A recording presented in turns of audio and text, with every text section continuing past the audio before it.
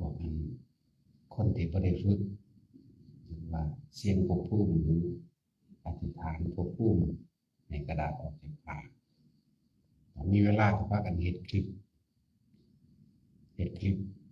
ชัดๆที่เขาเฮ็ดนำตัวเริ่มจากตั้งแต่เขียนภพภูมิมนุษย์เทวดา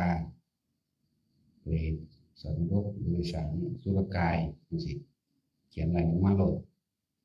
เขียนแล้วก็คือเฮ็ดแบบละเอียดให้เขาเบิ่งโลดเรียกว่ามันมีจักภพจักภูมิจะเอาจักภพเอา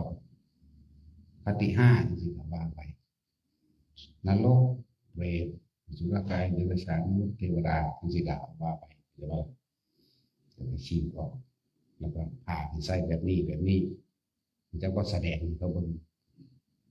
ผ่าแบบนี้ผ่าพ้นแบบนี้เฮ็ดเบิ่งให้ละเอียดเบิดผู้อยากฝึกก็มีอยู่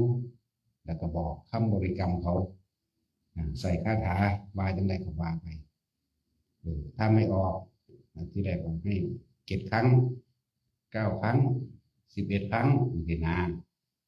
อธิบายไปคือเอาของจริงให้เบิ่งเลยเฮ็ดจริงๆเลยเฮ็ดครั้งแรกไว้ออกเอา7 ครั้งคือบริกรรมคาถา7 ครั้งครั้งที่2 9 ครั้งครั้งที่3แล้วก็สลับมาใหม่พอสำเร็จเอาคนใหม่ๆเอาคนเฮ็ดบ่เป็นเอาเลยนะให้จับเองให้พันเองต้องสิเป็นแต่ผู้แม่เอาซื่อๆนี่คือวิธีอธิษฐานเสียงเบิ่งว่าภพภูมิในอดีตชาติข้าพเจ้าได้เกิดมาจากภพภูมิใดขอให้รายชื่อภพภูมินั้นจงออกมาด้วยเถิดอธิบายอย่างละเอียดเข้าใจบ่ครับแบบนี้ออกแบบนี้ซะก่อนที่แรกเพราะท่านได้ว่าอย่างคืออธิบายว่ากันพี่แต้วพากันเฮ็ดอธิบายขั้นตอนต่างๆมาเฮ็ดกระดาษออกจากภาพแล้วเข้าใจดีแล้วอาจจะอธิบายต่อไปอีกสามารถเฮ็ดเบิ่งผู้อื่นที่เป็นญาติตายไปแล้วว่าสวัสดิ์นายก็ท่องคาถาก่อนใส่คำบทบริกรรมจิตตั้งมั่นดีก่อนเฮาเองท่องเลยนายก็เขาได้ตายจากโลกนี้ไปแล้วบัดนี้เขาหรือใส่ชื่อเลยนายกนี่ได้ไปเกิดในภพภูมิใดขอให้รายชื่อภพภูมินั้นจงมาด้วยเถิดเฮ็ดทีเดียวก็พออย่าเฮ็ดหลายเทื่อเฮ็ดทีเดียวเฮ็ดเพื่อทดลองว่าแต่ก่อนมีสมาธิบ่มีฌานบ่จิตตั้งมั่นบ่สิ่งเหล่านี้ล้วนแล้วแต่อาศัยกำลังจิตกำลังฌานอาศัย สมาธิทั้งนั้นมันบ่ผิดหยังดอกให้เห็นเบิ่งตัวเองนะ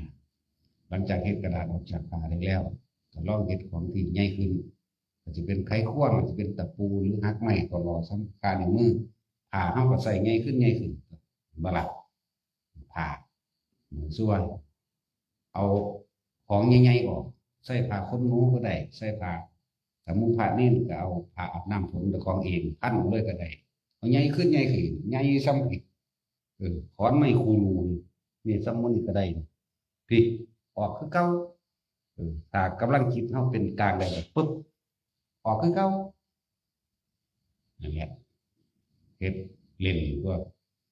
เล่นบ่แม่นเล่นเด้อคนทรงฌานจิตที่มีกำลังแห่งฌานสมาธิทั้งนั้นจึงออกจึงเป็นบ่แม่นของเล่นแต่ว่าเขาบอกว่าเล่นเป็นของเฮ็ดเล่นทดสอบกำลังจิตของเองบักใหญ่ขู่มาโลด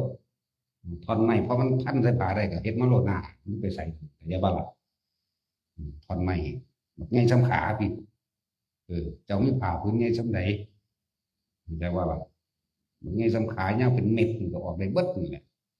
พันใส่ผ้าห่มคุณก็ได้ตัวขู่เข้าไปจับแล้วก็นองบริกรรมมีหยังอยู่หั่นแหละเปิดเบิ่งเอาตัวบ่ล่ะต้องบอกวิธีเปิดจับส่วนผ่านมันแบบนี้เอาเด้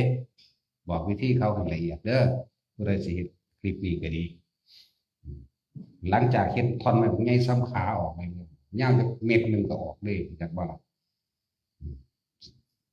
มันสามารถส่งถึงคนผู้เฮาอยากให้ส่งไปได้ว่าสิ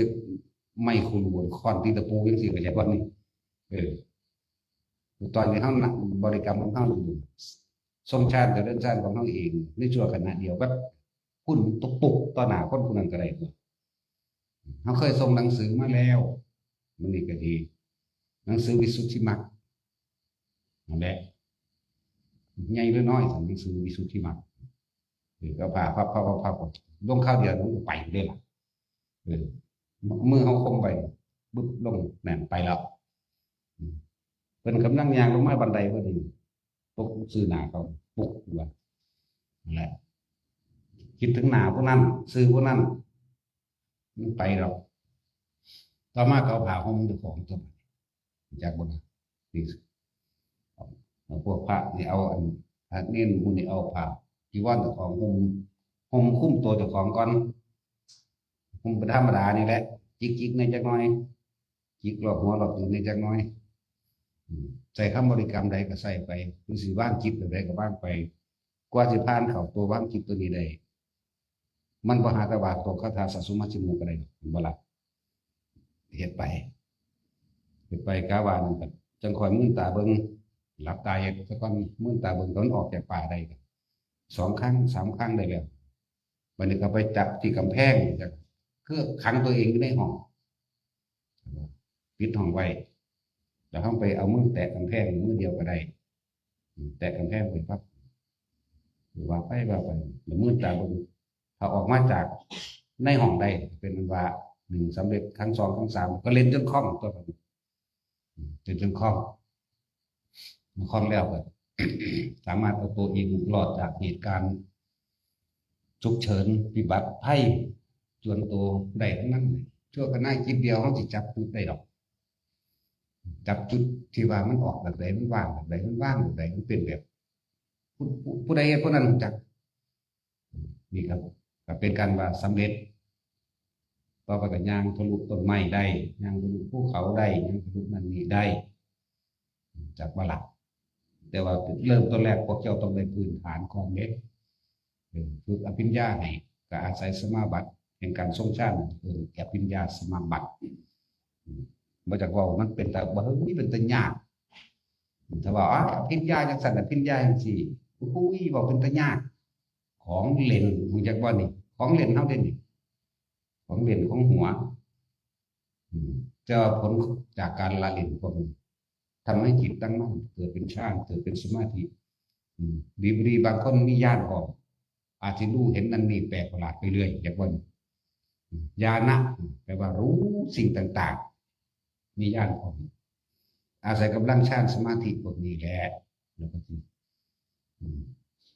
หูเห็นอันนั้นอันนี้แปลกๆที่แรกจะคุณไปใส่ใจอย่างมันจะคุณก็คือสุว่าเขารับตาพวกรับตานั่งนี่มันจะเห็นจะไปมื่นตาบางทีมันเศร้าเห็นได้มันมื่นเติบอยากบอกละถึงมื่นตาบางมันออกแล้วตัวนั้นจากว่าออกจากความตั้งมั่นออกจากสมาธิออกจากฐานที่ตั้งแห่งจิตออกจากความว่างเพราะว่าความคิดมันแทรกอย่างมันเป็นเสื้อความคิดเจ้าของนั่นแหละบางที่ว่าเรื่องเขาเองไปตามป่าไปตุดงอย่างสิ่งนั้นไปนั่งรับตากับมีความรู้สึกว่าดีใจไว้มีมู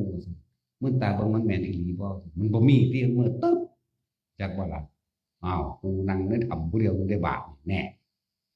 นั่นแหละเฮ็ดไปเฮ็ดมาเรื่อยๆจนเข้าใจดีแล้วต่อไปนี่กูสิบ่ซื้อความคิดรับตามีความคิดหลายเว้ยจริงๆมันบ่มีดอกแต่ว่าเวลามันเกิดเห็นนั่นเห็นนี่มากมันมีความคิดบาปนี่เดินมาหลายมีความคิดว่าดีใจยุ่งเห็นว่ามันยังไปพึ่งผู้อื่นเอาผู้อื่นมากันความอยากในเจ้าของด้วยธรรมดาดีใจได้มีพระพุทธเจ้ามาที่นั่งว่าผู้การอากาศธรรมดามื่นตาเบิ่งพี่มื่นตึ๊บบาทนี่กูมื่นตาเห็นเลยเนี่ยนั่นแหละเป็นยังคือจากสอนสมาธิมื่นตามันจังบ่มือเห็นกันเห็นชัดๆดวดตาเป้าๆดวดนะแต่นี่แม่นบอกมาถึงแม่นทำลืมตามื่นตาก็เห็นที่เก่ารับตาก็เห็นมื่นตาก็เห็นต่อมาคือว่าต้องสึกว่าใส่ความคิดเห็นใจว่านี่รู้เฉยๆเห็นเฉยๆบ่ใส่ความคิดเห็นบ่ใส่ว่านั่นคือจริงหรือไม่จริงจริงหรือไม่จริงก็บ่ให้ไปยืนยันตัดสินว่าจริงหรือไม่จริงคือบ่มีความคิดเห็นบ่สรุปไหมอย่าว่าล่ะว่าจันสิบอก3,584,392พระพุทธเจ้าน้องยังบอกได้คือเก่าเดี๋ยวเหลือก็นั่นนี่บอกมีนับเป็นโกดเลยพระพุทธเจ้าบัดเข้าใจว่าล่ะอันนี้เอาแค่ว่ามันไกลโพดเราลืมไปกูได้บวชน้ำเพิ่น3,500,000เริ่มต่อพระโมลีบินลักษณะโมลีพระพุทธเจ้าเป็นนี่องค์ที่หนึ่งหมายถึงเป็นปฐมของเฮาเป็นเนติเป็นแบบอย่างกูอยากเป็นแบบนี้เห็นป่ะนั่นหลายๆองค์นี้มากจนพระโคดมเขาก็ได้บวชให้เอหิภิกขุเพิ่นบ่ได้ว่าเธอจึงเป็นภิกษุว่าเถิดถ้ามันเฮากาวดีแล้วพุทธังธัมมังสังฆังสรณังคัจฉามินั่นคือบวชเขาบ่ได้บวชกับพระพุทธเจ้าโคดมบวชโดยเอหิภิกขุบวชต่อหน้าต่อตาเคยเห็นเพิ่นบ่เห็นเกิดร่วมสมัยเดียวกันนี่แหละอย่างว่ามันทางเป็นทั้งสี่แหละแต่ว่าบวชปลายสมัยนี่ปลายสมัยก็จะสิไปอีกได้เท่าใดปลายสมัยบวชมาอยู่เรื่อยๆอยู่บวชปลายสมัยนี่บ่ได้นักว่าบวชเอหิภิกขุเด้ถามว่าเฮาเกิดมาพบพ่อพระพุทธเจ้านับบ่ได้แล้วอัน3,584,392พระพุทธเจ้าองค์ที่93พระโคดมยังบ่นับใส่นี่เพราะฉะนั้นเฮาบ่ได้บวชนำเพิ่นบวชตรงโตเบิ่งเรื่องนั้นแล้วที่เหลือนั่นดิ3,870,000จังซี่โกรธพระพุทธเจ้าหมายถึงบ่ได้บวชต่อหน้าต่อตาหมายถึงบ่ได้แต่ว่าบวชไปสมัยบวชแต่บอกเพิ่นตายได้ถึงบวชจังซี่นะนั่นแหละเป็นโกรธก็มาบอกให้ฟังซื่อได้ล่ะของเล่นได้บ่ได้เป็นของจริงได้ล่ะเนาะจังว่ามันสิมีดอกเจ็ดเล่นไปเถอะของผมว่าต้องฝึกพื้นฐานให้มันได้ชำนาญเสียก่อนอย่ามาหลักเอายอดมันคนก็ฝึกพื้นฐานที่จังได๋สิยังเป็นให้ฝึกพื้นฐานชำนาญเข้าใจตัวเอง ไม่ได้เข้าใจอย่างอื่นนะออกคือออกว่าออกกับเฮ็ดอยู่หันตาสินเราเฮ็ดเก่าเถื่อคนได้จังออกเฮ็ดจนเก่าเถื่อคนน่ะบางคนเฮ็ดอยู่3-4 มื้อจักสิจักเทื่อนับบ่ได้แล้วบัดลืมหลงไปแล้วบางคนเฮ็ดอยู่10 มื้อก็มีก็คือมีเวลาก็เฮ็ดนั่นแหละบ่แม่นว่าคุมเฮ็ดอยู่ตลอดมื้อตลอดกำดอกเอ้า10 เทื่อ20 เทื่อแล้วกูเซา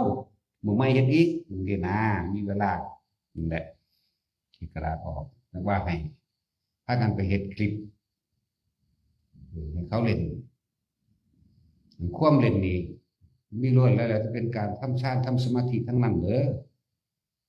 คนทรงฌานคนรู้จักฌานเป็น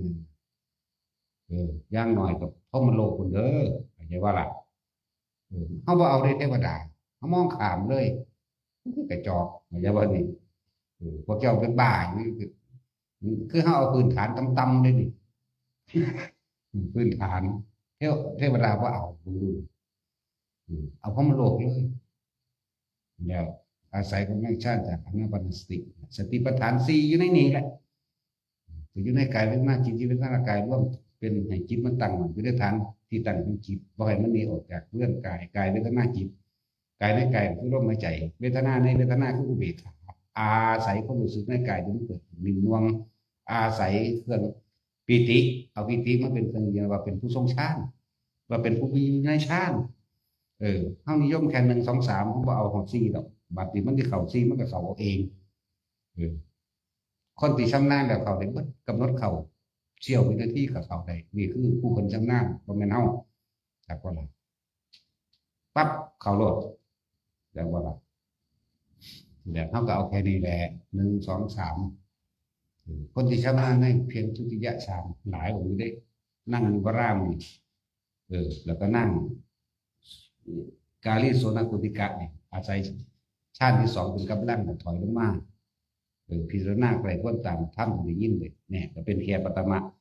ในปฐมฌานมันมีวิตกมาถึงคิดได้บ่นี่คิดไกลพ้นหน้าตามแต่ว่าการปิติเกิดอยู่ในกายของเรานี่แหละเพียงแค่ปฐมฌานก็สามารถรู้เห็นได้แล้วทำสามารถบรรลุได้แล้วละถือว่าเรื่องบรรลุนะจังว่าทุกไปเถอะเพราะมันของ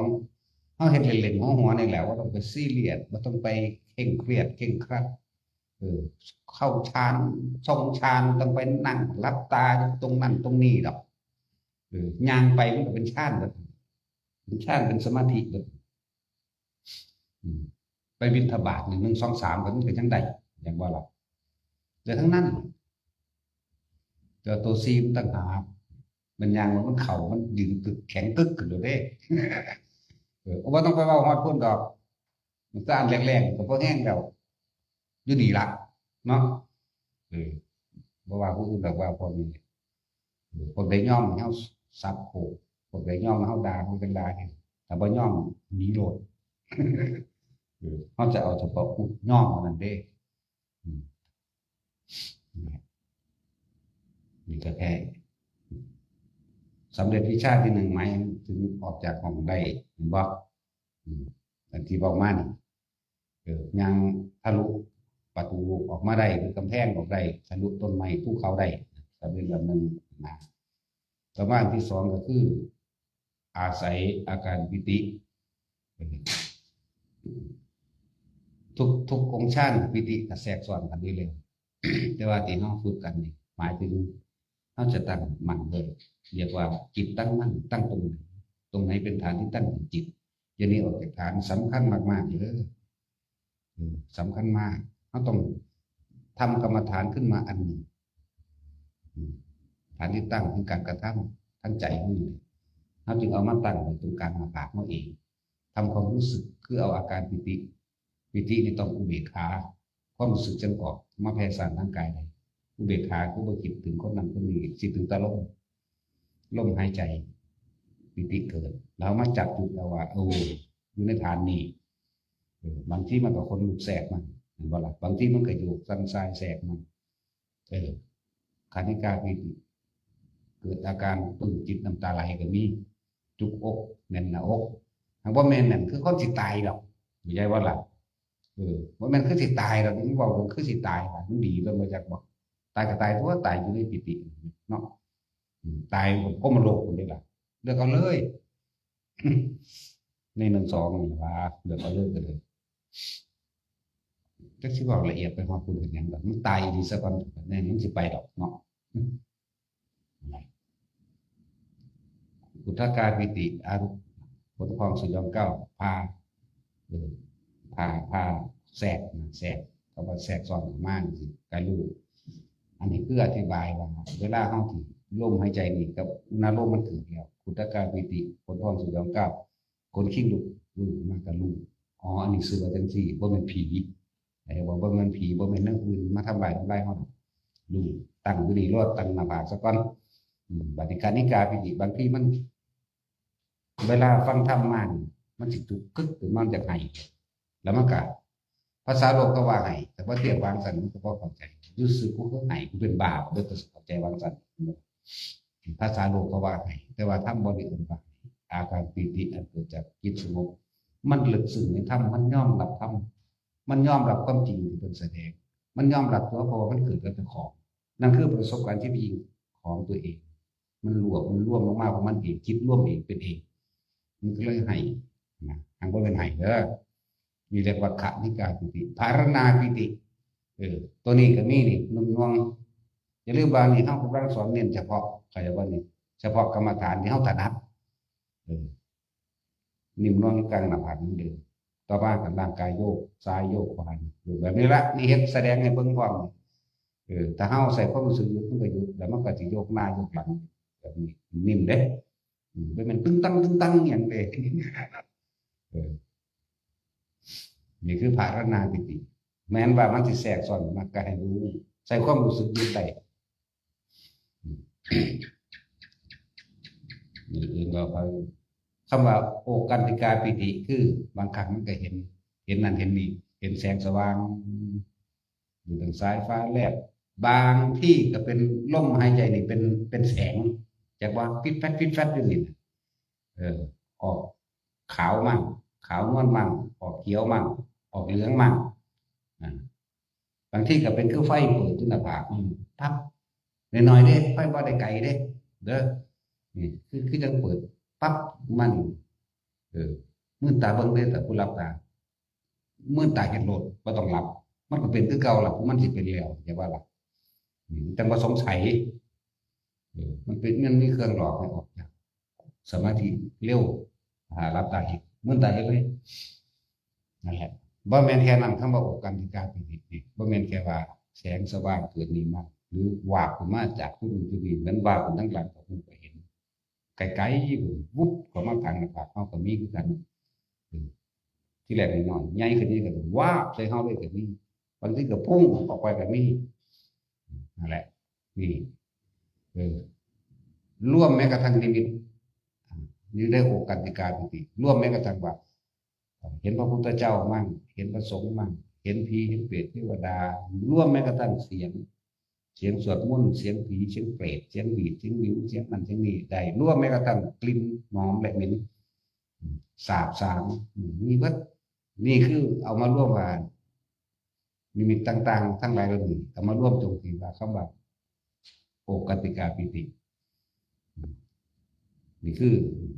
ถ้าเป็นสีแล้วการความรู้สึกเข้าขอให้อยู่ในหน้าผากนั่นเอง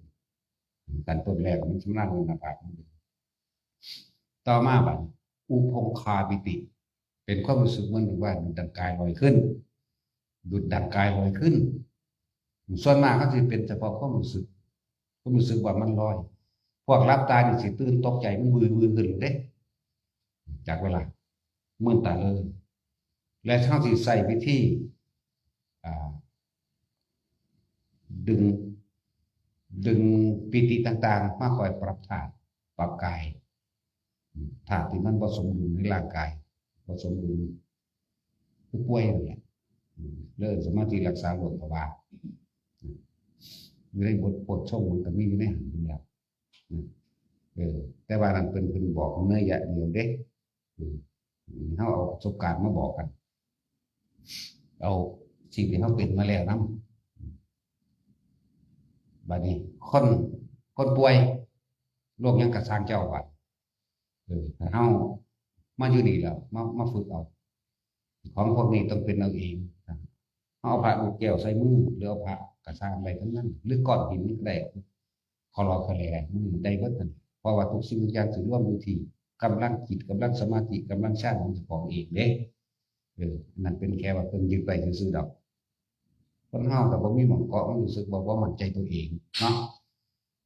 พอเฮาเกิดมาพึ่งพาแต่ผู้อื่นก็เลยหานั่นแหละมากำไว้หรือบ่เฮาเห็นมืออยู่จังซี่ซื่อๆมันก็ไปของมันจังว่าล่ะสำหรับคนที่ฝึกอาศัยภารณาปิติเพื่อให้เกิดความสั่นสะเทือนในร่างกายอาศัยกำลังปิติอาศัยกำลังฌานอาศัยกำลังฌานสมาบัติตรงนี้มาทำให้ร่างกายสั่นสะเทือนเกิดจากจิตตั้งมั่นทั้งนั้นแล้วมันก็ติดสั่นมันจะเล็กล่างบ่จากหยังตัวเราก็ยังเห็นเราก็ยังเป็นแล้วเล็กก็เห็นเป็นเด้ถ้าโดนครั้งละเดือนนี้บ่เห็นจักเทื่อตั้งแต่เศร้ากับโรคหัวใจมาบ่เห็นจักเทื่อตั้งศูนย์ใส่วันศูนย์ใส่บนนี้หาบ่พื้นตะพ้นนั่นใจเล็กแต่สั่งเลยอย่างนี้หาบ่พื้นตะพ้นอิจฉาผู้นั้นอิจฉาผู้นี้เห็นมันพอเอาขนมให้เด็กน้อยก็อิจฉาของแต่ละตนจะให้เอาต้าให้หลานไปของเนาะรุนแรงเด่นด่าเท่าเดิมนี่แหละรุนแรง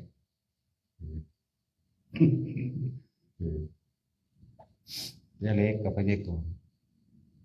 รบ่ฟังความหยังด่ากับทั้งคู่เลยเถียงเฮาก่อนเถียงบ่ฟังมันสั่นแหละแหละฝึกแต่ละคนอาการอันเกิดจากอาการปีตินี้โดยแล้วถ้าเป็นกำลังฌานลักษณะบัติอันเกิดจากความสงบเป็นมันปรับธาตุของตนเองใช่ไหมคนที่เป็นโรคแห่งกระสานเขาชื่อหูในตัวเขาดอกว่าสิบางคนว่าเป็นควันออกน้ำดากมันออกน้ำขามันออกน้ำหูมันออกน้ำยังก็แล้วแต่ควันดำน้ำไหลดำยังที่เป็นของขาบต่างๆออกบอกว่าตะควันดำควันขาวอย่างนี้มันทั้งสิเป็นของมันเองดอกแต่ว่าในคนที่มันเป็นแบบที่เฮาเฮ็ดอยู่บ่ต้องสงสัยพยายามจับจุดอุณาโลมจับความรู้สึกเอาไว้ตรงนี้โลดมันสิแหละส่วนร่างกายที่ยังอ่อนแออยู่แต่5 นาทีคนที่แข็งแรงขึ้นมาเลยจังเพิ่มมา6 นาที7 นาที8 นาทีไปเรื่อยๆไปนี่เขาจะดึงสิ่งเหล่านี้มาเป็นประโยชน์นี่แหละคำว่าสมาธิรักษาโลกต้องเฮ็ดเป็นต้องดึงเข้ามาเป็นต้องรู้จักรับใส่ต่อยอดเอาเองนะส่วนเพิ่นเขียนไว้ในหนังสือเพิ่นก็บอกเป็นกลางไว้ซื่อๆเด้แล้วแต่เฮาสิต่อยอดเอาเนี่ยคือจังเฮาได้ต้นไม้มาอันหนึ่งสิว่าต้นไม้คูก็สิบ่ปรับปรุงเปลี่ยนแปลงให้ที่มันเป็นบ้านที่มันเป็นรถที่มันเป็นปืนที่มันเป็นหยังก็ได้ตัวมันบ่สนต่อยอดไหมเฮาสิเฮ็ดให้มันเป็นราคาแพงหรือราคาถูกขึ้นอยู่กับเฮาสิต่อยอดเอาแหละสำหรับเฮ็ดของออกจากผ้าล้วนแต่เป็นการทรงฌานเจริญฌานทั้งนั้นบ่แม่นของเล่นๆเด้อแต่ว่าเขาเอิ้นของเล่นเพราะคนที่เข้าไปจริงไปจังกับมันว่าโอ้ยมีฤทธิ์มีเดชมันบ่แม่นฤทธิ์มันเดชอีหยังดอกภาษาของเขาสำนักอยากว่าล่ะบ่อยากให้ไปเว้าไปถึงพุ่นโอ้ออกฤทธิ์แล้วก็หัวตึ้นๆอยู่ซื่อๆก็ได้ดอกบ่ต้องเป็นฤทธิ์เป็นเดชอภิญญาพิมพ์ทำได้เลยเนาะผู้คนเก่งที่สุดในพระสงฆ์สาวกพระโมคคัลลาเก่งตัวอภิญญาเนาะเขาก็ขาตายแล้วสั่นแล้วเนี่ยเอาบ่ได้ให้ค่านี่ตรงนั้นเด้เฮาเอาค่าตรงที่ละกิเลสได้นี่เด้เดี๋ยวก่อนเอาตรงนี้ละอาสวะเฮ็ดได้เบิดนั่นแหละทำเฮ็ดได้อันนึงล่ะเฮาสิจับได้เองดอกจับต่อยอดเปรียบเทียบคือว่าเราสมัยเป็นเด็กน้อยเวลาไข่มากเกินพระพุทธรูปมาโหลดพระพุทธรูปแบบชินราชบอกไงมาโหลดบอกแสงพร้อมเรื่องอลามสวยงามต่อมาไปนอนหนีบสร้างน้องไปบักบ้านข้ามเมืองแก้ว คนรุ่นนั้นสิรู้จักว่าน้ำมันใสขนาดไหนมันเป็นปลาหัวแนวใดแต่คนรุ่นนี้บ่จักหยังดอกล่ะมันเห็นไหมนั่นแหละมันก็เลยมาจับจุดใดแต่ว่าบ่รู้จักหยังเฮ็ดเป็นแต่ว่าบ่รู้จักว่าคือหยังนั่นแหละหลายๆอย่างเริ่มมาปรับเอาแต่เขาเจ้าตะกี้เขาเจ้าถากเสียหญ้าล้านเนาะล้านตีเข่าไหมถากล้านเดี๋ยวเบิ่งหน้าเบิ่งล้านเขาซื่อๆมันก็เป็นเด้แปลกประหลาดแต่ว่าหากบ่รู้จักคือหยังเดี๋ยวเบิ่งงาต้นไม้เขียวๆอุ้มทึมก็เป็นโลดบุบเขาว่าเป็นนั่นเป็นแปลว่าหอดเป็นประกายขึ้นมาโลดว่าปุ๊บจะเห็นหยังก็เห็นไปโลดแต่ว่ามันบ่ได้อยากเห็น มันบ่ได้อยากเห็นแต่มันเห็นเดี๋ยวว่าล่ะบางคิดเป็นกลางเอามันเป็นของมันต้องเป็นดอกมันต้องเห็นดอกเนี่ยเริ่มมาปรับให้แต่ละคนมาทายทอดแตกแขนงแล้วก็หาวิธีรับสั่งให้หรือการทรงชาติเดินชาติหรือจับจุดหน้าโลกมันก็ได้มาจากวิธีหลวงปู่หมั่นนี่อยากว่าล่ะได้มาจากหลวงปู่หมั่นเข้ามาปรับเอาเข้ามาแตกแขนงหรือเข้ามาต่อยอดตัวเองว่าอันนี้มันเกิดไงตะกี้ให้นับเป็นมือในบ่ล่ะ17 5 3 1ของเฮาสิทดลองคือมันก็ขึ้นแล้วแหมอ้าวกูก็รักเอาลงเป็นหยังมันนะบ่ได้คิดคนมาเอาเองหรอกบอกว่าบ่มีปัญญาแต่ว่าล่ะวิธีต้นแรกมันมากไปอ่านเรื่องประวัติของครูบาท่านไม่ใช่นั่นของครูบาอันนั้นอันนี้นั่นหลวงปู่มั่นสอนตรงนี้เป็นทรงชาติเป็นเรื่องชาติแบบนี้ห่วยเอาก็คู่พักหลักจำมันก็เอาตัวอย่างก็ละแล้วมาปรับปรุงเปลี่ยนแปลงใช่แล้วมาเหตุทดสอบทดลองอันนั้นอันนี้มาให้พวกเขาเป็นเครื่องอยู่ทุกคนมีเครื่องอยู่ของเจ้าของเองอยู่โดยศีลโดยธรรมอยู่โดยฌานอยู่โดยญาณว่าไปนั่นแหละญาณกับลุงพวกคิดเจ้าของแล้วว่าเป็นญาณดูหลื่นดอกญาณะว่ารู้ความรู้พิเศษว่าไปอะไรว่าเป็นมาฝึกเอา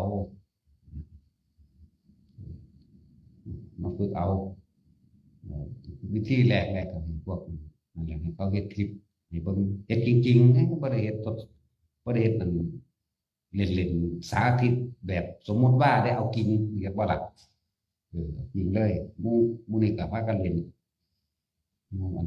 พระบ่ทันได้เอิ้นว่าพระดอกเนาะภิกษุสามเณร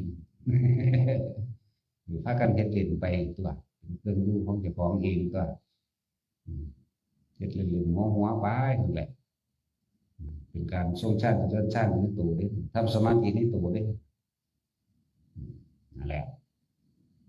แล้วถ้าเป็นประโยชน์ต่อตนเองเบิดนั่นแหละเขาบ่ได้เฮ็ดเพื่อเขาสิเอาไปทำลายไปหรอกมันทำลายบ่ได้หรอกขอความคิดออกไปในทางนั้นสิไปทำลายคนอื่นมันทำลายบ่ได้เลยมันเสื่อมไปว่าคำว่าเสื่อมคือมีความคิดโลภขึ้นมานิดนึงมันก็หยุดแล้วจริงๆมันบ่เป็นเสื่อมดอกเดี๋ยวเขาจะบอกเป็นตะยานซื้อหรือว่าถ้ามีความคิดในความโลภเกิดขึ้นทำเพื่อให้เกิดลาภสักการะให้เกิดชื่อเสียงทำเพื่อลบล้างลัทธิอันอื่นคำสอนอันอื่นพวกนี้บ่ได้บ่เป็นก็แล้วกันนะพระเจ้าเรียกว่าเสื่อมซื่อที่จริงนั่นแหละคนถ้าเห็นเป็นแล้วมันมีของเก่าดึงปั๊บขึ้นมาค่าเดียวก็ขึ้นแต่จะว่าล่ะมันมีเสื่อมเหมือนเทวทัตคนกับมีอภิญญาของเฮินอากาศของมนให้ตัวสามารถเนรมิตภาพดวงตาขึ้นมาได้เห็นพญานาคขั้นข้อเจ้าของเห็นไฟออกเห็นไฟใหม่ขึ้นหัวเจ้าของก็ได้เห็นเป็นมือหนึ่งมีหน้าเกี่ยวมือหนึ่งมีไฟก็ได้แต่ว่าพอตอนนี้จะความคิดว่าสิปกครองสงฆ์สิทำลายพระเจ้าเสื่อมอย่างว่าล่ะคือมันคล้ายพอวันนี้ความคิดโลภมากมันก็คล้ายของมันเองสมมุติว่าแต่เพิ่นตั้งใจเอาไม่ตะกี้เพิ่นปฏิบัติดีอยู่เด้เทวทัตปฏิบัติจนสำเร็จอภิญญาแต่ว่าเป็นนำสิ่งเหล่านี้ไปใส่ในทางที่เกิด ความเห็นผิดเกิดว่าจากใส่สิ่งเหล่านี้มันยกตัวเองเพื่อเป็นคนมีอำนาจความคิดโลภนิดเดียวเด็กหายเลยสมมติว่าถ้าเกิดว่าคนฟังความพระพุทธเจ้าว่าเทวทัตได้จังสั้นเธอจึงน้อมสิ่งเหล่านี้ออกไปเพื่อประหารกิเลสแต่คนเชื่อพระพุทธเจ้าคนนี้เพื่อกับบรรลุอรหันต์ได้แต่ว่าสั้นเลยผู้คณะเจ้ามิลิปิเดชตะเกาคือพระนาคิตะมิลิปิเดชต่อมาหลับสักแล้วมันเกิดเมาเหล้าที่พระนาคิตะหรือภาษากะละชื่อว่าไรสื่อพระเจ้ามันก็หลายองค์เนาะนั่นแหละ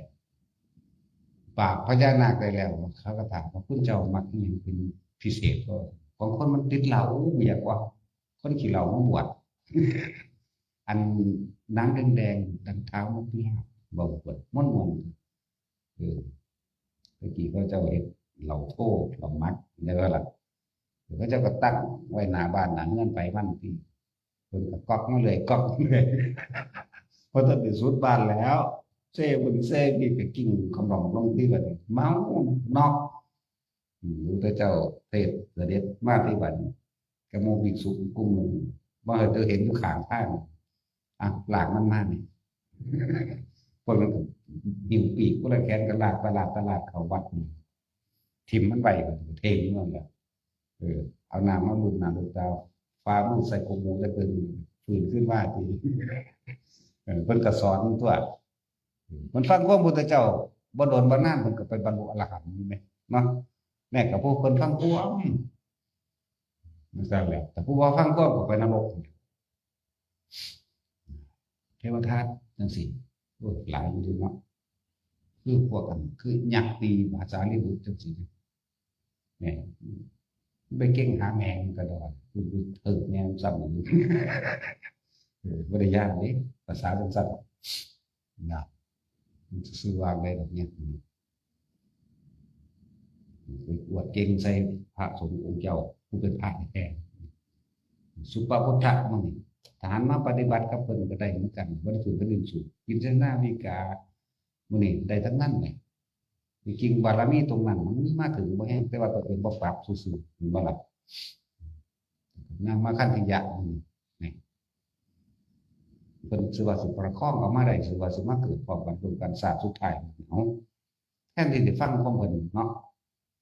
สำนามมาฟังก็หลายอีห่าบัดนี้สิว่าสิคนก็ไปตั้งต้นไม้พอแห้งได้บ่มันไม่จุดเริ่มต้นแต่ว่าถ้าทำลายเจ้าของเองเนี่ยตัวเองทำลายตัวเองทั้งนั้นถ้าน้องจิตพิจารณาธรรมสุอย่างนั้นมาขั้นที่ยะถ้าน้องจิตพิจารณาธรรมเพิ่นไปสอนเอาช่างปั้นหม้อน่ะตัวกับเมียน่ะเป็นแม่เป็นพ่อของนั่งมาขั้นที่ยะนี่เพิ่นอันนั้นก็คือเคยเกิดเป็นพ่อเป็นแม่เพิ่นคือกันเลยว่ามันเป็นสองพ่อแม่น่ะบรรลุอนาคามีแล้วก็บวชเป็นอรหันต์ไปแต่ว่าคนเปรียบเทียบนั่งกับนั่งเป็นสาวหนุ่มมากก็ต้องลงตัวเองง่ามมันแบบถ้าสุวรรณน้องไปนำคำสอนของพุทธเจ้านั่งอยู่บนเด็กด้วยกันแต่ว่าไม่เครียดฟ้าโตเศรษฐีหลายคนมาขอกูยังบ่เอามึงอยากกษัตริย์กูยังบ่เอาพ่อแม่ก็บ่เอาอันนี้อีหยังกูลดตัวลงไปพอก็ไม่ยกให้พุทธเจ้าก็เอามาอย่างภาษาหนังหุ่มขี่ถ้าร้องตีหน้าน้ำเพิ่นเพิ่งรู้ดันใจเหมือนกันเคยบอกขึ้นมาน้ำกันพอแห้งแล้วยังจะดีแต่ว่ามาเอาสุดท้ายมันก็ฟังตีคุณไปเสนอตัวเองพระเจ้าอุเทนเนาะพระเจ้าอุเทนนั่นแหละหาจังหวะโอกาสค่อยกันแก่มือภิกษุสงฆ์ฟังแก่พระองค์เองให้คนเป็นด่าให้คนเป็นไล่แปลว่าไปทำมานั่นพฤติกรรมยันหนึ่งสับ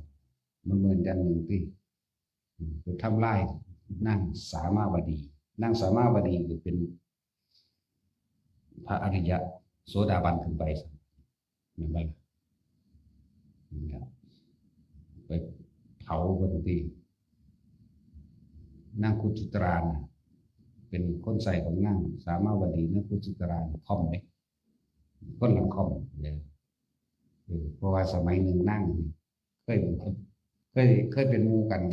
ในสมัยพุทธเจ้าองค์กัสสปะพุทธเจ้ากัสสปะหมู่คนบวชบรรลุอรหันต์บ่ฮู้ติว่าบรรลุเลยใส่ในลักษณะเจตนาจริงๆใส่แบบนั้นแต่ว่าบ่บอกตรงๆดอกคือจะได้กระตาอยู่ทั้งหลังพระเอาตรงนั้นภิกษุณีอะไรพระพุทธเจ้าใจว่าทั้งทางแต่จริงๆเจตนานั่นบอกว่าสิลุกไปเอากันจังใดจังหนึ่งเจตนาว่าจะให้นางภิกษุณีอันนี้หยิบกระตาอยู่ทั้งหลังมาให้นี่นะ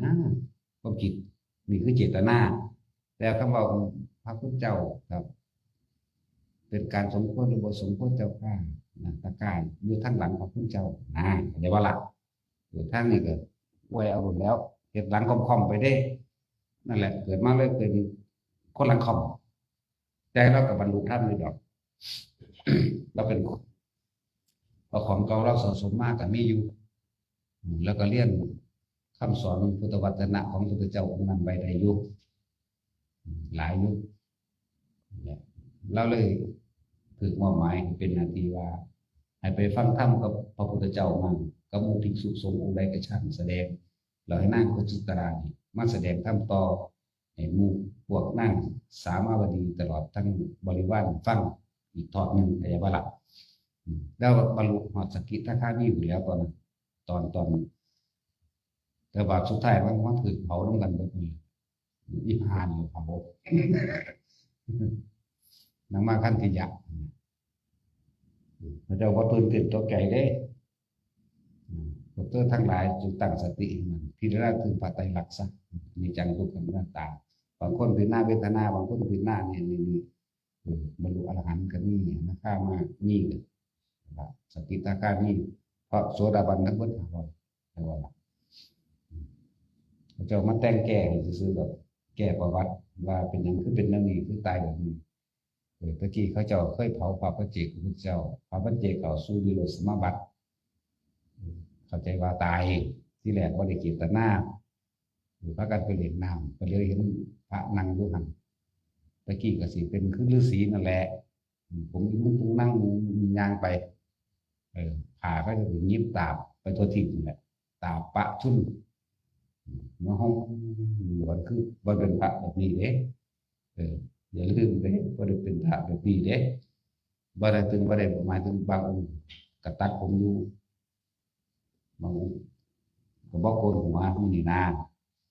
เป็นคือฤาษีนั่นฤาษีพรามตอนนี้นะ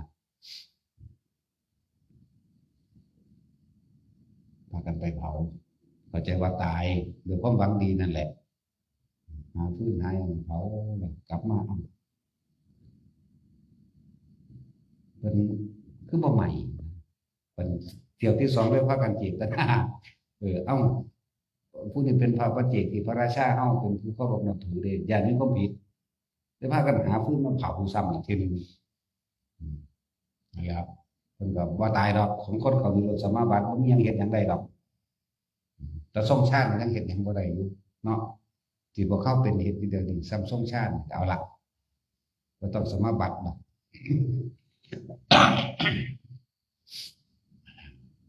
เจตนาที่สองโดยกรรมนั้นหรือไม่ถึงศาสตร์นี้ศาสตร์สุดท้ายแล้วเขาเจ้าบ่อยู่ดอกเรานี่สิบ่ตกต่ำบ่ลงมาเกิดอีกมันก็คือบนเบิดเป็นสกิทาคามีหรือเกิดคราวเดียวอาจจะคราวเดียวในเทวดาก็ได้สิได้ยังเฮาก็ได้สะสมไว้ตอนเป็นคนนี่เด้อเทวดาประเทศอื่นมีบ่ที่บ่แม่นที่บ่เกี่ยวกับศาสนามีว่าถ้านึกถึงความดีสมมุติว่าฝรั่งเขาเป็นศาสนาอื่นหรือศาสนาใดก็ช่างจริงๆทำมาบ่เกี่ยวกับศาสนาพวกอังนิโกอูกันดาอย่างก็ว่าไปได้นั่งอยู่นั่งกินมากเนี่ยมักแบ่งปันผู้นั้นแบ่งปันผู้นี้คนทุกคนอยากใจว่าไปขุดเปลือกขุดมันมาแล้วโอ้เลือดหนาสงสารล่าสัตว์มาได้อย่างอื่นนั้นคิดถึงตอนเอาของให้คนมาตายไปสวรรค์แต่ว่านี่วันนี้มาไปสวรรค์แล้วมันเพิ่นเด็กมันมีแต่ของทิพย์ นั่นแล้วเรื่องปัญญาทั้งพระไตรลักษณ์เรื่องอนิจจังทุกขังอนัตตาเขาบ่เคยยินเรื่องทุกข์สมุทัยนิโรธมรรคก็บ่เคยยินเรื่องอนัตตลักษณะสูตรสิ่งทั้งหลายทั้งปวงเป็นของบ่มีอยู่จริงเรื่องว่าด้วยของร้อนอธิตตปริยะยักสูตรบ่เคยได้ยินเขาบ่มีแนวต่อเด้ไปอยู่สวรรค์มันหันแล้วมันเพลินมีแต่แนวสวยๆงามๆมันบ่ได้มาคิดเรื่องนี้เด้ส่วนพวกที่ได้ยินได้ฟังธรรมอยู่นี่นึกถึงพระพุทธเจ้าตายมันคำสวดคำสอนที่ตัวเองไปคนเองมันตายมันหรือทรงชาติตายมันยังก็ว่าไปก็ไปสวรรค์พอเราพวกเข้าได้ยินได้ฟังธรรมนี่เข้าสามารถที่จะเลื่อนขึ้นข้างบนได้จากบ่ล่ะบ่ได้ลงมาเด้แต่ผู้ใดมีพระสูตรหมายถึงการได้ยินได้ฟังธรรมของพระพุทธเจ้าว่าพระสูตรยิ่งพวกเข้าสาธยายอยู่เรื่อยๆสวดมนต์ทำวัดนี่ก็สาธยายไปเลยจนว่าคล่องปากแต่ว่าพอท่านได้คล่องใจในความหมายพอท่านได้รู้ความหมายพอท่านรู้แจ้งความหมายแปลให้ยุกภาคกันแปลภาคกันอ่านเอาในเลยเนาะแปลให้คักปันนั่นนี่รู้แจ้งแท่งตลอดด้วยความเห็นเป็นอย่างดีนี่หมายถึงว่ารู้เข้าใจความหมายโอ้อันใดเป็นก็บอกถูกว่าถูกยอมรับแต่ว่ากูหลักเมื่อใดตอนนี้วันสุว่าก่อนที่สิตายความคิดสุดท้ายของเขาไปนึกถึงบทสวดไปสวรรค์เมื่อมันไปแบบนั้นแล้วมันก็ต่อของบนได้จะว่ามันง่ายก็ตอนเป็นมนุษย์นี่เนาะแต่ว่าก็ต้องเอาตอนเป็นมนุษย์ได้ตอนเป็นมนุษย์ก่อนได้อย่างว่าหลักคือไปได้ของบนพวกเขาเจ้าจำเร็จชาติมันอันนี้ต่างๆตายโดยชั้น1 2 3 4ก็สิพวกนี้เขาเจ้าพอฟังเด้คือพวกเจ้าบ่เข้าใจเรื่องอริยสัจสี่ปฏิจจสมุปบาทบ่เข้าใจเขาเจ้าบ่สนใจเขาเจ้าว่ามันดีสุขที่สุดแล้วกูบ่มีทุกข์จักอย่างมาสอนเรื่องทุกข์กูเฮ็ดหยังบ่ล่ะแต่มีอยู่เด้คือจังพระพุทธเจ้าไปแสดงธรรมสวรรค์สันดาวดึงเทวดาอื่นๆที่เขาบ่สนใจเรื่องนี้มากบ่มากมีเยอะเหมือนกันแต่บ่มากแต่ผู้ใดสั่งสมกับพระพุทธเจ้าองค์นี้ไว้นะได้ยินได้ฟังธรรมสิ่งเหล่านี้มาแสดงธรรมนะพระธาตุคาถาบรรลุอรหันต์เท่านี้โสดาสกิทาคาอนาคาเท่านี้หรือบรรลุเป็นคาถาวัตถุบรรลุเท่านี้พระปุกราบัญญัติบรรลุเท่านี้สติปัฏฐานสูตรบรรลุเท่านี้ก็ว่าแสดงเท่านี้วันเท่านี้เท่านั้นวันขึ้นไปเลยเด้พวกนี้ว่าอย่างโจรขโมยสุปฏิทะเทพบุตรแล้วก็บ่ได้บรรลุหยังเด้สุปฏิทะเทพบุตรเราบ่ได้บรรลุหยังแต่ว่าเรามีพระรัตนตรัยซื่อๆเด้ก่อนสิตายใน3 ปีสุดท้ายเราเข้าวัดพอเราไปหาปนจีมาเรียนอุปเมียบ่ได้คือเก่าเรียนว่าลักก็เลยมาทำท่าทำส้มเข้าวัดไปทำบัตรทำบ้าไปน้ำมูกพอสิตายไปนึกถึงบทสวดมนต์รับบัตรก็ไปเกิดอยู่สวรรค์สันดาวดึงบัดอีก7 มื้อสิตายอาสนะแข็งกระด้างดอกไม้ทิพย์ระยะบูชาต่างๆแข็งแนวเบี่ยงบ่ายแข็งหยาบดอกไม้เหี่ยวเหงื่อออกโอ้ตายแน่ฮู้คติเจ้าของว่าสิตกนรกความเด้พอดีหมู่ที่เคยสัตว์เสื่อนเขาวัดกันเลยตอนนี้พระพุทธเจ้าแสดงธรรมอยู่หันไปขอความอนุเคราะห์จากพระองค์บ่ล่ะพระพุทธเจ้าแสดงธรรมให้ฟังบรรลุโสดาบันเลยบ่ได้มาหลับอันถูกหยังกับหมู่ซ้ำปิดอบายภูมิแล้วแบบบ่ล่ะจังซั่นแล้วคือมันต้องได้สั่งสมไว้ที่เว้าอยู่เรื่อยๆว่าพวกเฮาบ่บรรลุหยังก็สร้างขอให้พวกเขามีเฉพาะพระรัตนตรัยพุทธธรรมสงฆ์อย่างเดียวเสือธรรมเสือกรรมของตัวของเองจะไปเสือสิ่งศักดิ์สิทธิ์จะไปสนใจขอร้องคนอื่นมาซอยเขาซอยบ่ได้ตัวเขาต้องซอยตัวเขาเองนี่แหละแล้วก็บรรลุข้างบนนั่นแหละที่เกิดอีกบ่เกิดอีกเรื่องของเรานะ มันบ่ลงมาเด้มันหูปานนั้นมันบ่ล่ะส่วนมากบ่ค่อยลงมาดอกเขาเจ้าขึ้นกันบนนั่นแหละให้ว่าพวกเฮาพยายามเชื่อตัวเองทรงจำให้ดีนะพวกนี้บ่ทำได้ก็สร้างมันได้หรอกข้างบนนี่ว่าในธรรมจักรกับปวัตตนสูตรพุทธเจ้าแสดงธรรมตัวมันจักรเดียวเทวดาบรรลุ18บรรลุอรหันต์บรรลุอนาคากับเท่าใดอีกบรรลุโสดาสกิทาคาเท่าใดอีกบ่นับเอาเฉพาะที่เป็นอรหันต์18มนุษย์บรรลุผู้เดียวปานยาโกณทัญญะหมู่ที่2บ่ได้จังบรรลุบ่ทั้งเบิดเลยอรหันต์ทั้งเบิดแล้วทั้งสั้นแล้วบัดนี้เทวดาสาตายคราติยักษ์อยากว่าล่ะฟังบรรลุโสดาบันใดบอกก็ไปบอกหมู่บอกกันหมู่อีกผู้หนึ่งหมู่ก็บรรลุนำแหมสืบต่อมาไปนั่งอันกาลีโสนะกติกันนะกุติกันนะคนเจ็บท้องเพิ่นออกลูกเพิ่นกลับมาออกลูกอยู่บ้านเพิ่นอยู่พุ่นเด้อชื่อนี้พุ่นเด้บ่ไกลๆพุ่นเด้ก็เลยพักในคืนนั้น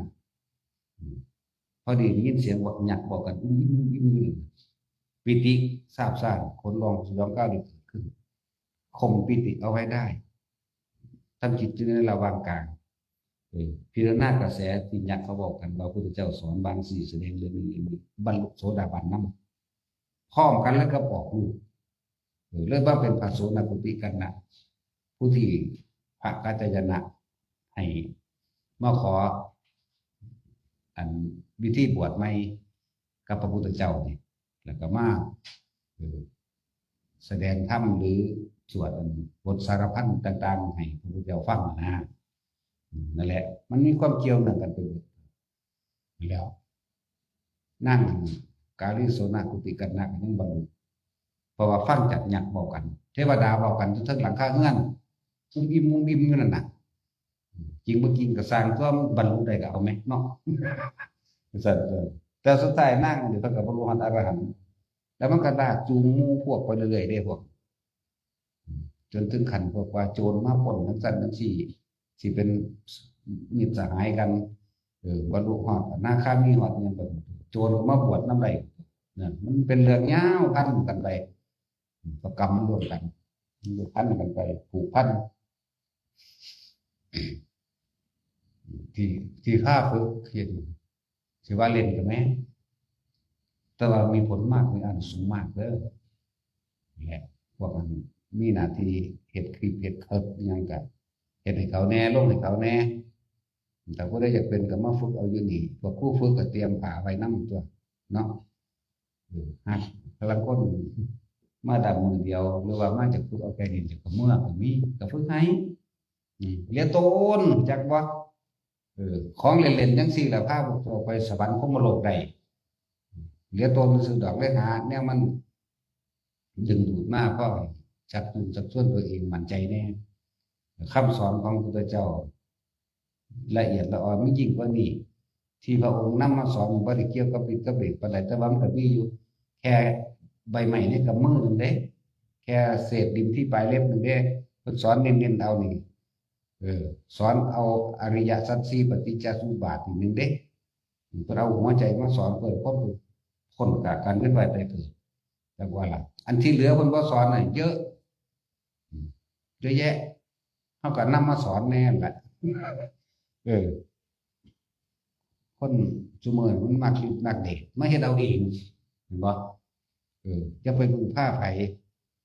แต่ตัวเขาเฮ็ดเอาเองเป็นแล้วก็พึ่งพาตัวเองเป็นอุปนิสัยที่ต้องพึ่งตนเองเป็นตัวบ่ล่ะอันนี้ไปรอให้ผู้ใดมาเสกนั่นเสกนี่ให้เสกเอาเองบ่เป็นเนาะเสกเจ้าของนี่ที่อยากให้เฮ็ดให้นะก็อยากให้พวกเขาละเฮ็ดพวกแอดมินแอดหยังก็เฮ็ดไปนั่นแหละมันญาติเฮ็ดเผยแพร่โลดบ่ต้องย้านไว้ดอกมันแม่นเรื่องข้อขาดบาดตายบ่ผมมีคนเลียดหัวออกเฮ็ดไปเลยเนาะแล้วก็ต้องย้านเขาสิเว้าเรื่องนั้นเรื่องนี้ว่าโอ้กูมีหลายคนอีกแล้วกันมีเป็นพันๆอย่างเนาะต้องว่าไปก่อนมันสิด่าแล้ว แนวห้องเยอะแยะก็นี่อีกมีของนิดๆหน่อยๆเล่นแต่ว่ามันสามารถน้อมแตกแหนงออกไปเอาเองได้ต่อ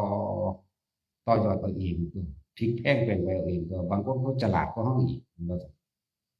แล้วเขาฉลาดคงเห็นนั่นนี่รู้กว่าเฮาอีกเฮาก็บอกกับเบื้องต้นไงมันก็ไปเราเองนั่นแหละรูปพวกสมาธิรักษาโรคพวกนี้เขาเห็นเป็นหลายคนแล้วผมมาอยู่ดำขึ้นดำสองหรือ5 มื้อ7 มื้อแล้วแต่กันเรียนรู้เอาจากเขาเอาน้ำตัวบ้างพ่อก็บอกให้แต่เบื้องต้นเด้มันก็มีหลายกว่านั้นอีกว่าได้แต่นี่แหละเวลาบอกให้อยู่เดียวนี่แหละบางทีเวลาจดจ่อไปแบบตัวต่อตัวนะกับผู้อื่นก็ให้เป็นกับขยายผู้อื่นนำในเราเองเนาะความดีของบ่มีแต่ผู้เดียวหรอกให้ผู้อื่นดีแล้วมันเลยเนาะแล้วผู้เดียวมันยังตั้งเอตตาคะเลิศทั้งนั้นทั้งนี้ผู้นั้นผู้นี้ตัดสินแล้วก็เป็นเลิศเลิศทั้งหูหนวกยายจอยก็ยังมีเลิศทั้งบ่มีสมองเป็นเอตตาคะเลิศทางไม่มีสมองเรียกว่าอะไรรู้สึกตัว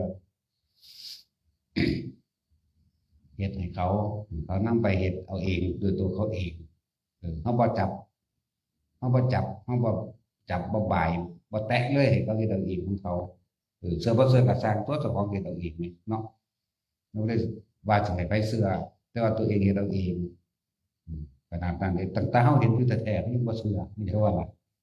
เห็นนั่นเห็นนี่อันนั้นอันนี้หลายอย่างเขาก็ยังบ่ได้เชื่อความคิดเห็นของเจ้าของเองละเพิ่นบ่มีความคิดเห็นอันไหนผิดอันไหนถูกบ่มีการยืนยันบ่มีการตัดสินหลักความคิดเพราะว่าเขาบ่เชื่อความคิดเจ้าของจักอย่างพวกเขาถูกความคิดหลอกลวงมานานแล้วเด้อถูกความคิดว่าเฮ็ดแบบนี้แล้วแต่ของสิมีความสุขสิร่ำสิรวยสิมีอำนาจสิได้เป็นนั่นเป็นนี่บ่ล่ะเชื่อความคิดธรรมะจริงๆแล้วก็บ่ได้เกี่ยวกับศาสนาใดๆทั้งสิ้นเด้อเป็นความจริงทั้งหมดพวกนิโกเอธิโอเปียแคเมรูนเกิดแก่เก็บตายเหมือนกันกินข้าวคือกันหิวคือกันร้อนคือกันหนาวคือกันตายคือกันเป็นโรคนั้นโรคนี้เหมือนกันบ่ต่างกันเลยฝรั่งอังกฤษอเมริกาดูใบหิวร้อนหนาวเหมือนกันเอาผัวเอาเมียคือกันออกลูกทั้งหีคือกันเข้าใจว่าล่ะบ่ได้ออกทั้งหูดังเด้แม่นบ่ล่ะจังซั่นตัวจะมาเว้าเรื่องมาพาเด้อนี่เว้าโดยธรรมชาติอันนั้นมันธรรมชาติเห็นบ่ล่ะไม่พาออกทางท้องพาออกทางหนังหัวได้บ่วะเนาะซั่นแหละเป็นธรรมชาติของมันจังซั่นเหมือนกันบางคนที่เขาหักตายมันก็ให้น้ำกันอยู่ไหมนั่นบ่หรอกสิว่าอย่างหมามันยังให้น้ำลูกมันแมวนี่ช้างม้าวัวควายสัตว์เลี้ยงต่างๆมันก็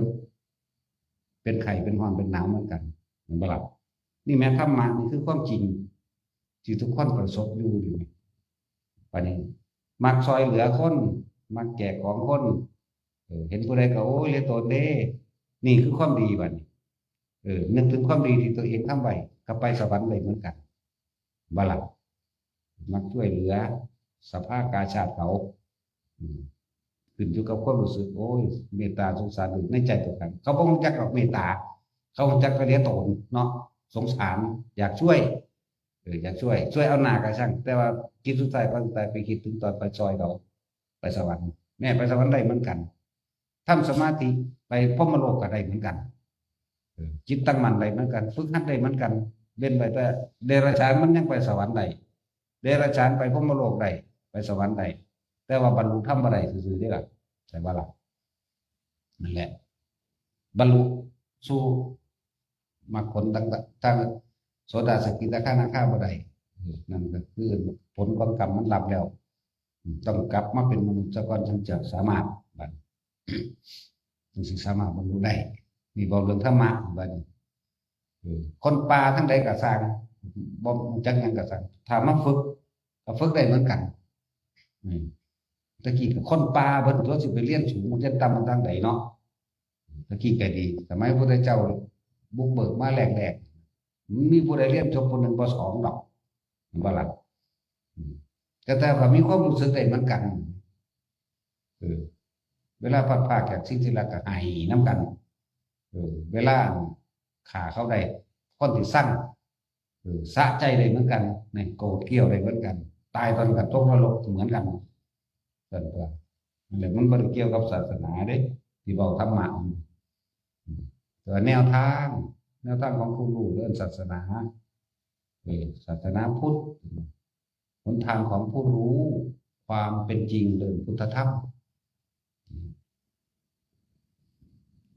เพราะว่ามันเสือความคิดตัวเองจนไปเกิดเป็นกุ้งมันหอยมันปูมันปลามันเสือความเห็นตัวเองปาตากุลำกูรวยกูมียศถาบรรดาศักดิ์กูมีอำนาจกูจะคุ้มคนอยู่ในอำนาจความเห็นของกูได้ลำด้วยมากระใส่อำนาจคือถาบรรดาศักดิ์บีบความเห็นรังแกผู้อื่นเหตุตามกิเลสตัณหาตัวเองกรรมตัวนั้นก็ส่งผลไปต้องนรกมันเปรตมันเดรัจฉานนี่แหละที่เขาเห็นไปถามเจ้าของว่ากุ้งพวกนี้มาจากไสนอจนกำเนิดกุ้งมาจากไสนอบ่ล่ะพวกนี้มาจากไสนอพวกนี้เขาก็เกิดเป็นหมานอนนกมาจากไสนออีกามาจากไสนอบ่ล่ะนั่นคือแล้วนกคุมลีนกคุมไก่ตอกไก่แก่ไก่ยังมีเบิดแน่แยกประเภทไปใช่แล้วปลาดุกนี่ปลาดุกอุยปลาดุกหน้าปลาดุกเอ็นปลาดุกรัสเซียนะว่าสั้นแล้วเดี๋ยวมีรุ่นใหญ่รุ่นน้อยอีกเลยนะมันมาจากไสนู้นคือว่าคิดก่อน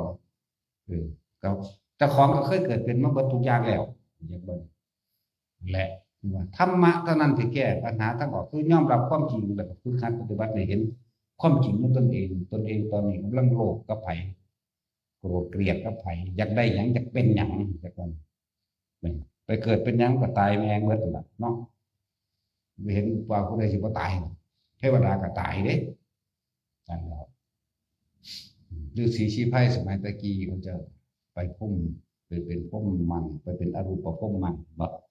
เพราะว่าภาษาธรรมความจริงพระท่านได้ถูกเปิดเผยที่จริงธรรมะมันมีอยู่แล้วแม้นพระพุทธเจ้า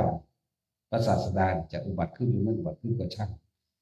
แต่ว่าบ่มีผู้ใดนำเรื่องจิตมาเว้าจากบ่มีตั้งแต่เว้าเรื่องจิตบางพวกก็เชื่อว่าพระพรหมสร้างโลกพระพรหมเป็นผู้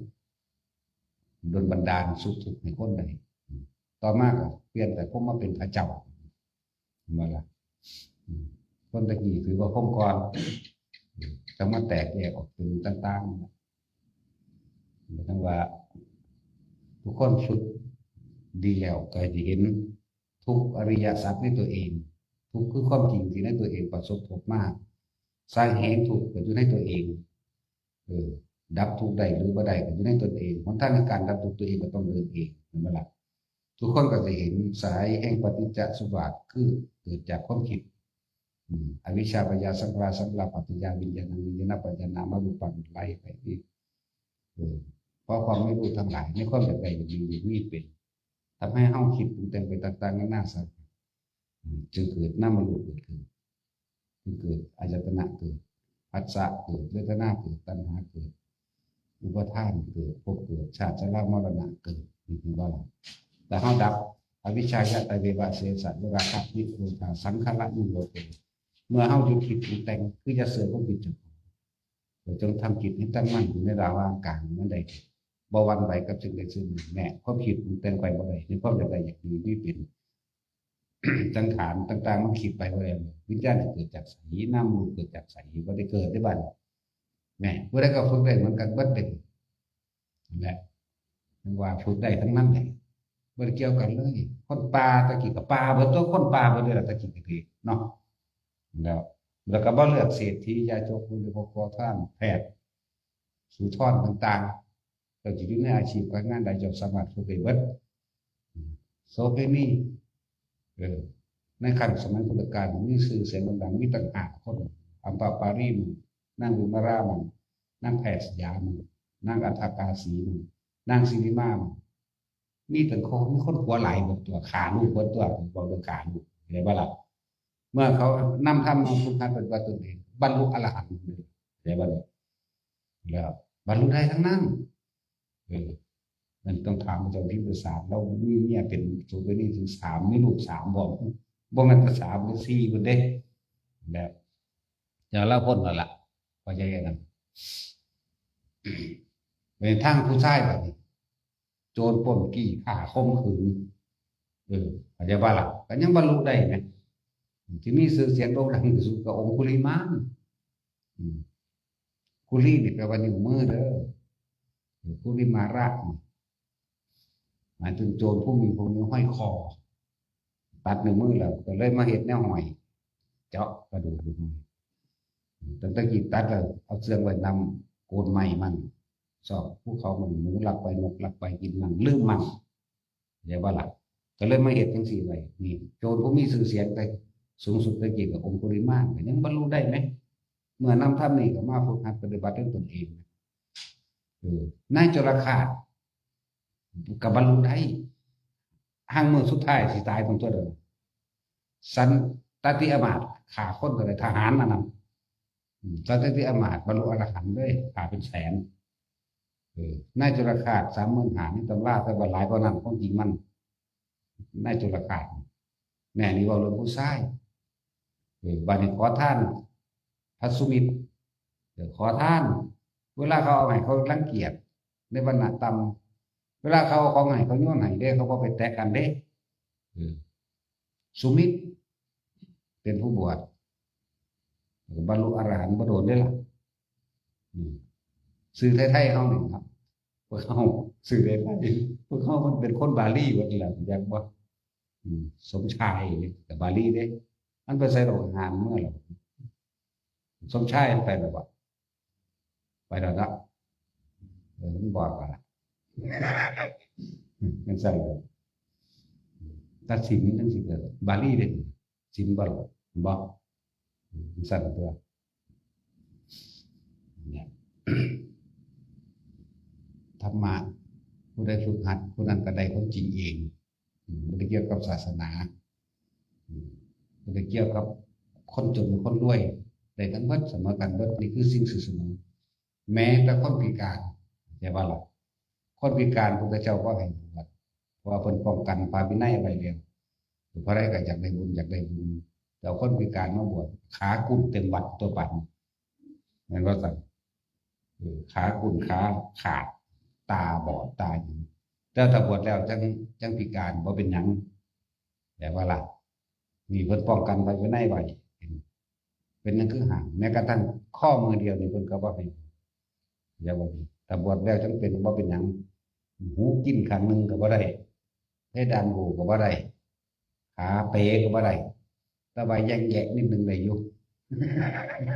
ขาแยกนิดหน่อยคือฮิปโปได้อยู่เดินบ่คิดสิบ่ดอกอีหาน่ะนี่ซั่นล่ะ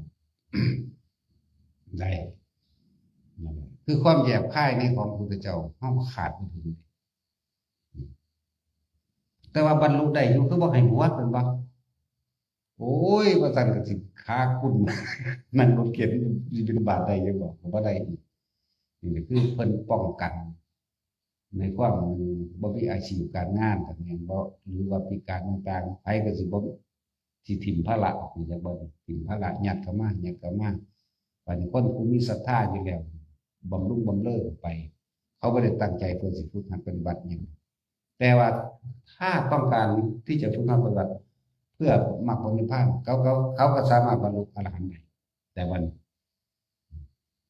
คนขาคุณก็บรรลุได้คนตาบอดก็บรรลุได้หูหนวกก็บรรลุได้เด้ถ้านำพาทำปฏิบัตินี่เห็นบ่ได้แยกได้เหมือนถ้านำทำแต่เพิ่นแยกค่ายเอาไว้มองการไกลเอาไว้บัดนี้โอ้ยลูกคนนึงพิการเป็นเปียเสียขามันยาวอ่อนก็สิเอามาบวชบ่ล่ะนี่คือเฮาอธิบายเรื่องหมานั่น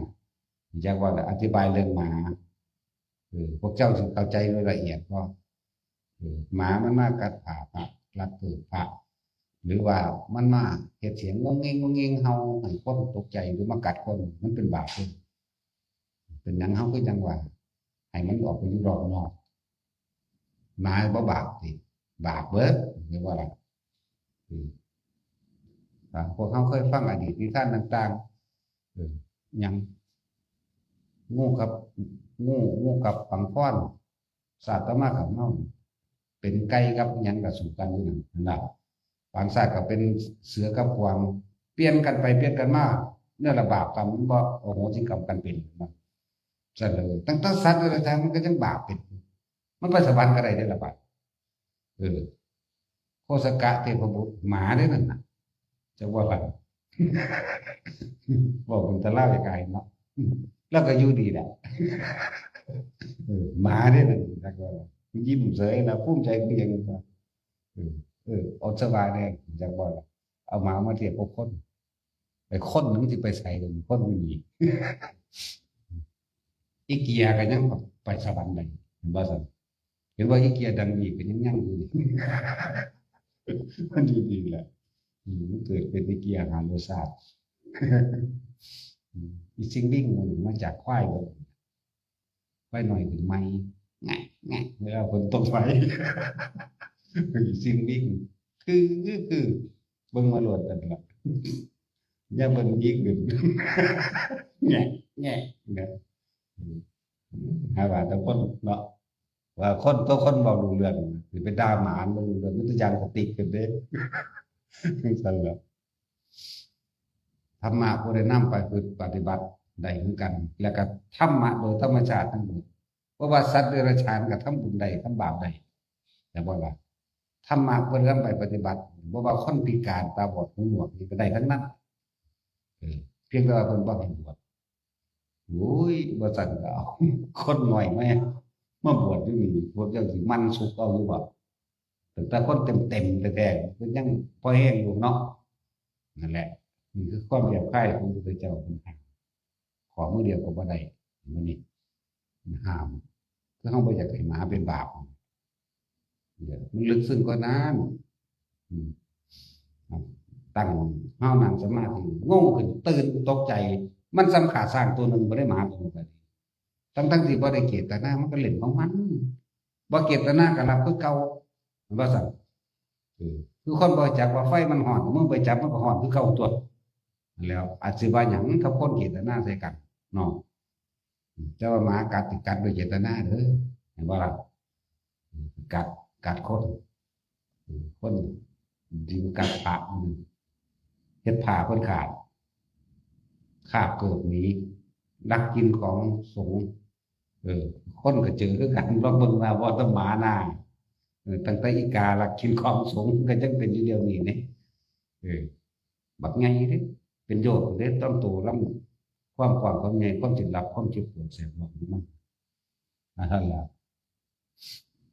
แล้วนี่เรื่องของเรื่องธรรมะเป็นธรรมชาติสัตว์ทำดีคิดดีก็ไปสวรรค์ได้คนคิดดีทำดีก็ไปสวรรค์ได้คนถ้าเพื่อฝึกหัดปฏิบัติดูอริยสัจแตกฉานในปฏิจจสมุปบาทเหตุปัจจัยสัพพัญญาวิบัติเกิดระดับก็สามารถบรรลุเข้าสู่อรหันต์ผลได้บ่ได้เกี่ยวกับชนชาติศาสนาใดๆสัตว์เดรัจฉานมันไปแค่สวรรค์ได้แต่ว่าแต่สวรรค์มันลงได้สัตว์เป็นพรหมก็มีเด้อเข้าใจว่าโอ้ธรรมดาเด้น้องจับภาพพระพุทธเจ้าเกิดอาการปิติขึ้นเสือกตายซ้ำไปพรหมโลกสวยนี่หมาเนี่ยหมาพรหมแต่ว่าตาจินที่ไปตรกดินคนละเรื่องกันอยู่เอาสมาธิกัน